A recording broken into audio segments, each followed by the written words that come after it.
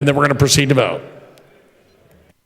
Thank you, Mr. Speaker. Mr. Speaker, I think it would help to provide some background as to why I became a believer in the merit selection system, because I was not always one. When you look at the current makeup of the court, as the good gentleman from Philadelphia has pointed out, I would question the nature of some of the candidates that we get in those positions, as well as how they're decided. Unfortunately, our current system, which is elections-based, tends to gravitate towards three issues. One is, how much money can a candidate raise? I know many individuals brought up the issues of campaign finance reform.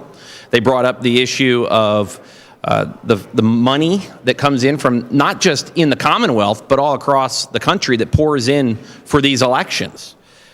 Two, when you look at the nature of these elections, they also tend to be dominated by individuals with high name ID. Perhaps they held a high-profile job that gave them that platform from which to run. And thirdly, they are typically anchored in large population centers.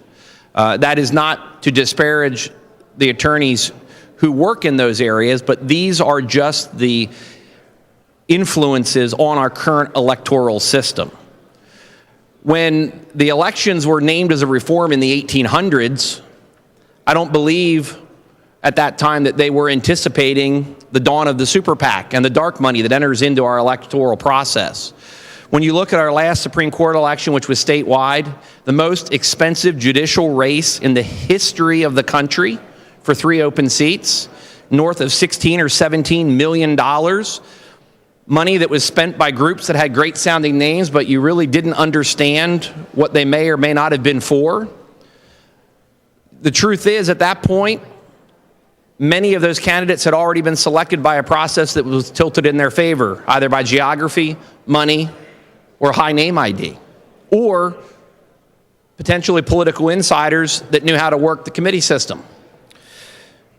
So for me, sadly, because the good gentleman from Lebanon County and myself typically agree on many issues, I must oppose this amendment because I don't believe that it gets to the root cause of many of the problems that we see from elections. There's a misperception, in my opinion, that sometimes the election is in and of itself the greatest check and balance. But when you look at probably the biggest decision that impacted the body politic here, the pay raise, you had the justices have a decision that was contrary to a law that was passed by this General Assembly and signed by the governor that repealed the pay raise, where they kept that money, and yet only one, and I know the good gentleman led the efforts, so I commend him for that, but only one was not retained. Our current system is lacking in terms of public accountability. When you look at the number of judicial scandals that have occurred, individuals campaigning from office, individuals that had inappropriate emails on their systems or contact with employees, for me, it calls into question the very nature of the process itself, the outside money, the pressure to perform and win elections, I think negatively influences that selection process. And whether fairly or unfairly, I believe we have some individuals who would rather not go through the electoral process, so they never put their name in for consideration. I think that is one of the reasons why we don't have the nature of the diversity that the gentleman from Philadelphia was talking about. Some folks may not have that high name ID, be from a population center. They may have a exquisitely sharp legal mind, but what they don't have is the political backing or the money or the wherewithal to survive the political process. And in terms of the people having to say, I couldn't agree more.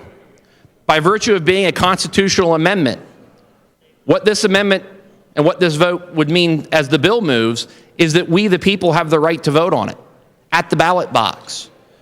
And that is all this does.